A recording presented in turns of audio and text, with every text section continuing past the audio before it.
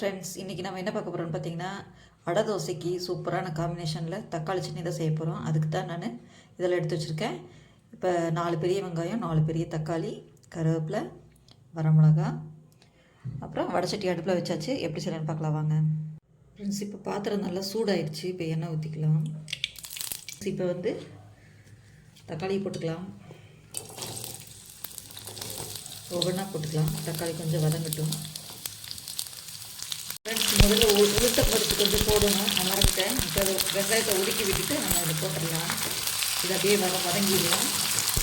உளுத்தம் பருப்பு தான் டேஸ்ட்டு. நான் எல்லாத்துலேயும் உளுத்தம் பருப்பு போடுவேன். இப்போ அதை அப்படியே வதங்கிட்டோம். உளுந்து நல்லா செவந்து வந்துருச்சு பாருங்க. பரவாயில்ல. இன்னும் அடுத்தது 3 வரமிளகா போட்டுக்கலாம். கருவேப்பிலை. இப்போ எல்லாத்தையும் அப்படியே போட்டு சேர்த்துக்கலாம். தக்காளி தக்காளி போட்டாச்சு. இது கூடவே மல்லித்தலை போட்டுக்கலாம். நீங்கள் புதினா இருந்தீங்கன்னா புதினா போடுங்க. ரொம்ப நல்லா அது நல்லா டேஸ்ட்டாக இருக்குன்னா. நான் மல்லித்தலை எடுத்து அதனால் மல்லித்தலை போடுறேன். இல்லைன்னா புதினா தான் போட்டிருப்பேன்.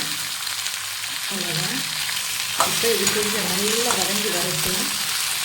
வதங்கி வரணும்னா நினச்சிங்க பாருங்கள், வதங்கிடுச்சு. போதும் மிளகா வதங்கினா போதும். இது கொஞ்சம் போல புளி, அப்புறம் மிளகா கம்மியாக தான் போட்டிருக்கேன். நான் கொஞ்சம் மிளகா தூள் போட்டுக்கேன். உங்களுக்கு காரம் எவ்வளோ வேணுமோ அவ்வளோ போட்டுக்கங்க.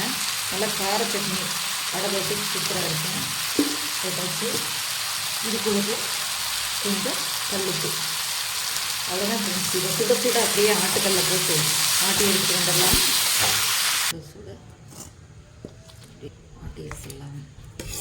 பாருங்கள், நல்லா ஆட்டியாச்சு. இப்போ நம்ம இதை எடுத்துடலாம். ஃப்ரெண்ட்ஸ், இங்கே பாருங்கள், நல்லா அரைச்சி எடுத்துகிட்டு வந்தாச்சு.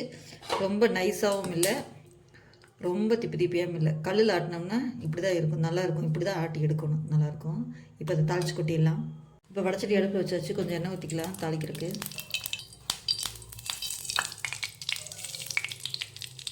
கடுகு பொரிஞ்சிச்சு. இப்போ உளுத்தம் பருப்பு போட்டுக்கலாம். ஒரு வரமிளகாயை கிள்ளி போட்டுக்கலாம். அப்படியே ஒரு கொத்து கருவேப்பிலை தலை. அவ்வளோதான், தாளிச்சாச்சு. அப்படியே போட்டுக்கலாம்.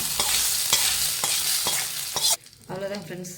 இப்போ நமக்கு கார சட்னி தக்காளி சட்னி ரெடி ஆகிடுச்சு. சூப்பராக இருக்குங்க ஃப்ரெண்ட்ஸ். இதே மாதிரி நீங்களும் ட்ரை பண்ணி பாருங்கள். ஓகே ஃப்ரெண்ட்ஸ், பாய்.